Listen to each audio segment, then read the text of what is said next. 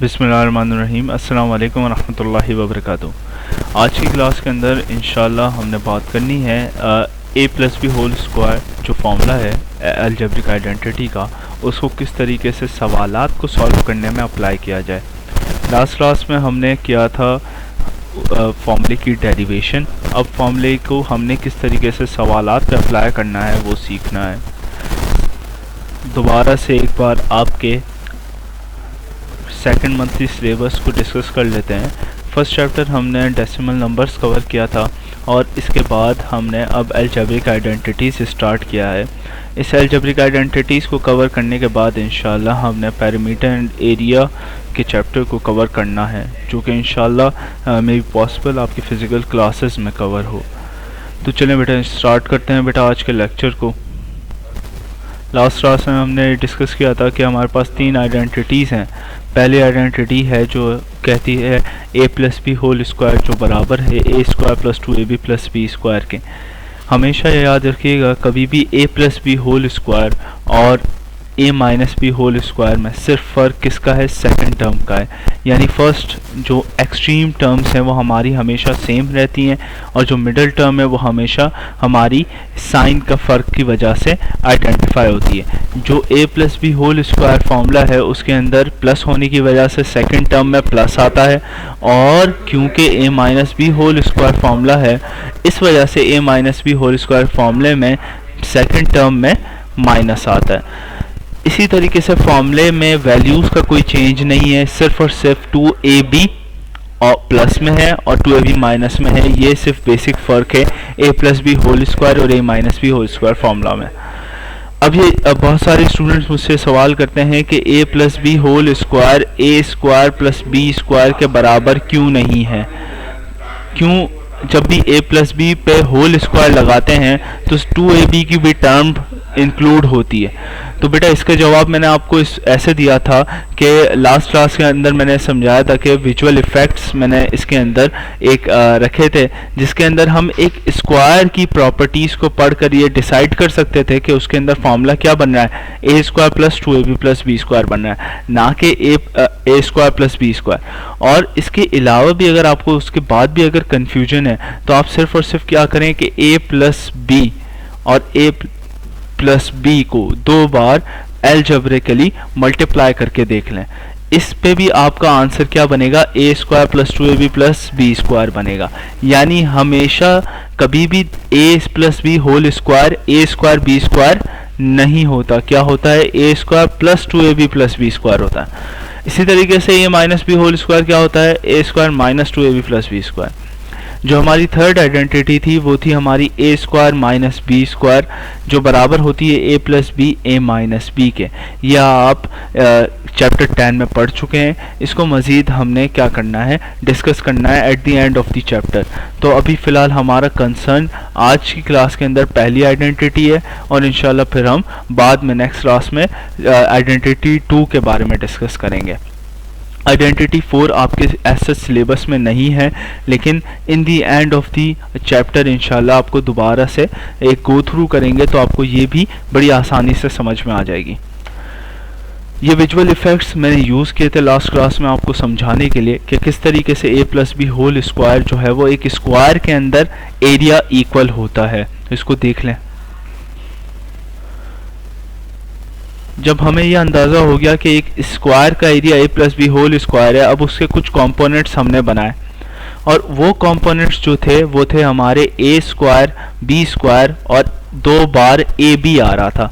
यानी अगर ये रेड का स्क्वायर देखें तो ये तो इसका एरिया हो जाएगा ए स्क्वायर, जो ऑरेंज है उसका स्क्वायर हो जाएगा बी स्क्वायर, और जो दो रेक्टेंगल्स आपको नज़र आ रहे हैं ग्रीन और ब्लू उनका एरिया हो जाएगा 2ab। ठीक है, इसी तरीके से हमने ये कहा कि इस वजह से फॉर्मूला होता है A square plus 2ab plus B square. ठीक है बेटा, नेक्स्ट में आपको एक मैंने अलजेब्रिकली भी प्रूफ करके दिखा दिया था, तो ये आपका होमवर्क था, आपने इसको अपनी पास फार्मूलाज में कॉपी करना था।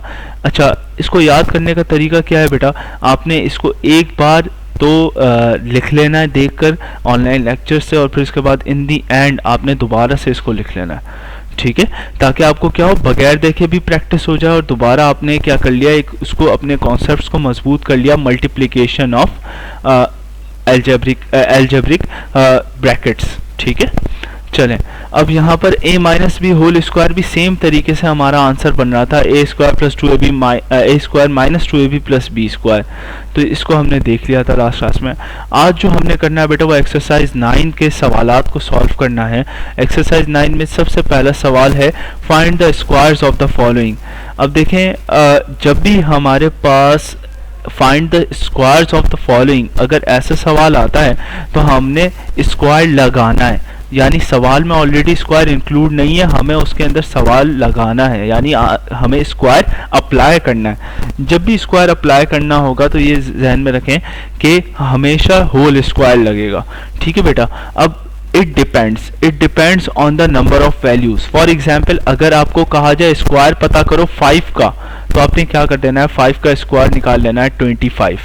ठीक है, लेकिन अगर आपको कहा जाए कि स्क्वायर पता करो 5 प्लस 1 का, तो आपने क्या लगाना है, अब आपने होल स्क्वायर लगाना है। हाँ, वो अलग बात है कि 5 प्लस 1 सॉल्व होकर 6 बन जाएगा।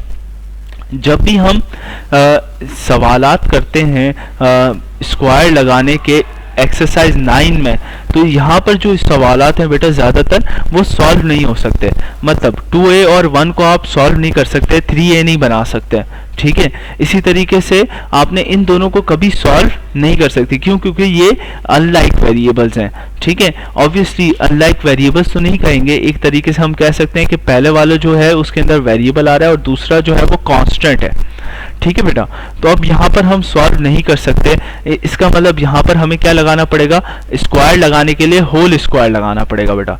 जब हमारे पास यहाँ होल स्क्वायर लगेगा, अब हम क्या करने जा रहे हैं, अब हम होल स्क्वायर की एप्लीकेशन यहाँ पर करने जा रहे हैं। अब देखो, हमेशा होल स्क्वायर लगेगा तो हम ब्रैकेट्स को मल्टीप्लाई करके सॉल्व नहीं करेंगे। ठीक है, ब्रैकेट्स को मल्टीप्लाई करके सॉल्व करने का तो तरीका है ही, लेकिन आपने क्या करना है, आपने इस तरीके से करना है कि 2a प्लस 1 और 2a प्लस 1 को मल्टीप्लाई नहीं करवाना, आपने डायरेक्ट फॉर्मूला लगाना है। अब देखो फॉर्मूला क्या है, फॉर्मूला आपका कहता है कि a plus B whole square अगर हो, किसी जगह पर दो टर्म्स मौजूद हों जिनके बीच में क्या आ रहा हो, प्लस आ रहा हो। क्या यहाँ पर दो टर्म्स मौजूद हैं? क्या यहाँ पर बीच में प्लस आ रहा है? जब हमने ये एस्टैब्लिश कर लिया कि a plus B whole square formula लगेगा, अब हम क्या करने जा रहे हैं, उसके मुताबिक इस सवाल को सॉल्व करने जा रहे हैं। ठीक है, अब यहाँ पर 2a प्लस 1 हमें होल स्क्वायर निकालना है। अब देखो गौर से, सवाल आपका क्या है और आपने करना क्या है, आपने फॉर्मूला को देखते देखते आंसर निकालना है। सबसे पहले तो आपको इस फॉर्मूले के नीचे ही मैं सॉल्व करके दिखा रहा हूं ताकि आपको आसानी से समझ में आ जाए।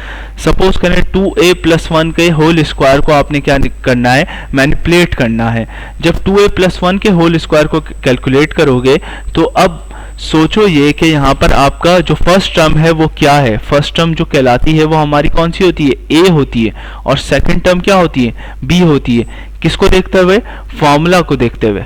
यानी जहां जहां फॉर्मूला के आंसर में, जहां जहां फॉर्मूला की एक्सपेंशन में a और b आ रहा है, वहां वहां 2a और 1 लिख दोगे। मतलब यहाँ a का स्क्वायर हो रहा है पहली जगह पर, तो आपने पहली जगह पर यहाँ क्या कर लेना है, यहाँ 2a का स्क्वायर कर देना है। ठीक है, बात समझ में आई? तो इस तरीके से हम फॉर्मूला को ओपन करेंगे। सिमिलरली सेकंड टर्म में क्या हो रहा है, सेकंड टर्म में 2 है फॉर्मूला का, तो 2 फॉर्मूला का आपने लिख दिया। अब आ रहा है a और b आ रहा है। जब a और b लिखा हुआ है तो आपका a और b यहाँ क्या है, यहाँ है आपका 2a और b है आपका 1, और ये दोनों क्या हो रहे हैं बेटा, मल्टीप्लाई हो रहे हैं, तो हमने ब्रैकेट्स बना दिए। ठीक है, इसी तरीके से b का स्क्वायर निकालना है तो आपने प्लस लिखा, b का मतलब क्या है 1, और आपने क्या ले लिया, उसका स्क्वायर ले लिया। ठीक है, अब आपने क्या लिखना है, आंसर लिखना है। देखो जब भी 2a दोनों के ऊपर स्क्वायर आ रहा है, इसका मतलब है 2 पर भी ब्रेक होगा और a पर भी ब्रेक होगा, तो 2 का स्क्वायर 4 होता है और a का स्क्वायर a स्क्वायर होता है। आपने ये लिख दिया। फिर 2 2 ज़ा 4 और 4 टाइम्स 1 इज 4 एंड a, जब a हो जाएगा तो a को इसके साथ क्या कर देंगे, इंक्लूड कर देंगे। फिर इसके बाद आपने क्या लिख दिया, प्लस के साथ 1 लिख दिया। तो ये आपका जब पूरा सॉल्व होकर आ जाएगा आंसर, क्या मजीद सिंप्लीफिकेशन हो सकती है? नहीं हो सकती। क्यों? क्योंकि इसके अंदर हमने कोई ऐसी चीज़ें नहीं है, लाइक वेरिएबल्स नहीं है, ना हम इसको मैथमेटिकली मजीद सॉल्व कर सकते हैं। तो आपने यही क्या लिख दिया? आंसर लिख दिया बेटा, ठीक है।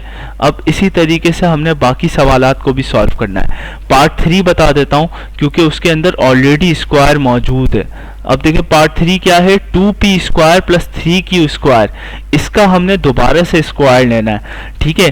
अब जब हमने, अब सवाल यहाँ पर सारी अपनी एनोटेशंस में इरेज कर रहा हूँ बेटा। आपने क्या करना है? आपने ये करना है, आपने लिखा 2p square plus 3q square. अब इसका क्या निकालना है? आपने दोबारा से स्क्वायर निकालना है। a आपका क्या है? 2p स्क्वायर है और b आपका क्या है? 3q स्क्वायर है। आपने उसको देखते हुए क्या लगाना है? a square plus 2ab plus b square लगाना है, ठीक है। अब देखो a आपका क्या है? 2p स्क्वायर है, पूरा है, यानी a की जगह क्या लिख दोगे? 2p स्क्वायर लिख दोगे और b की जगह 3q स्क्वायर लिख दोगे। यानी पहली जगह पर क्या हो रहा है? a का स्क्वायर हो रहा है, यानी 2p स्क्वायर का भी क्या हो जाएगा? दोबारा से स्क्वायर हो जाएगा। इसी तरीके से आपकी जो सेकंड टर्म बनेगी उसके अंदर, सेकंड टर्म को लिखने से पहले मैं b स्क्वायर वाली टर्म लिख रहा हूं। यहां पर मैंने लिखा 3q स्क्वायर और दोबारा से उसका क्या ले लिया बेटा? स्क्वायर ले लिया, ठीक है। क्यों लिया? क्योंकि यहां पर आखिर में क्या आ रहा है? b स्क्वायर आ रहा है। अब देखो मैंने लास्ट में सेकंड टर्म क्यों लिखी है, उसको लिखने की एक वजह है कि जब भी आप सेकंड टर्म लिखोगे उसको लिखने का तरीका क्या होगा? 2p स्क्वायर लिखा आपने एक बार और एक बार क्या लिख लिया? 3q स्क्वायर लिख लिया, ठीक है। समझ में आ गई बात? यानी ये जो फर्स्ट और लास्ट टर्म होगी वही क्या आ जाएगी? सेकंड टर्म में आ जाएगी, दोनों क्या हो जाएंगी? मल्टीप्लाई हो जाएंगे, ठीक है बेटा।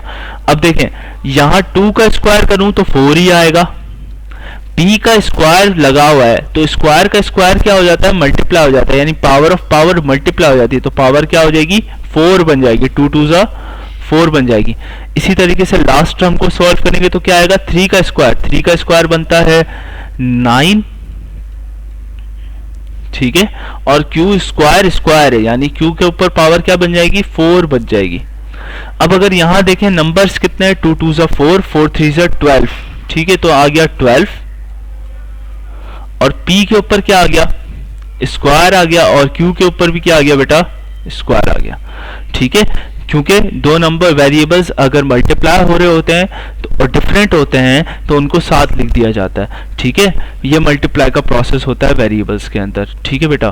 तो ये जो है आज की क्लास के अंदर हमने यही करना है। घर से आपने होमवर्क में पार्ट 2 को सॉल्व कर लेना है। आज सिर्फ इतना सा ही होमवर्क दे रहा हूँ, उसकी वजह यह है कि a plus B whole square समझना अहम है, ठीक है। मज़ीद सॉल्व करेंगे तो कंफ्यूज होने का ख़तरा है, इसलिए बेहतर क्या है? इसी को ही बार बार प्रैक्टिस करें, ठीक है। नेक्स्ट क्लास पे फिर इंशाल्लाह क्वेश्चन नंबर 2 किया जाएगा। अल्लाह हाफ़िज़।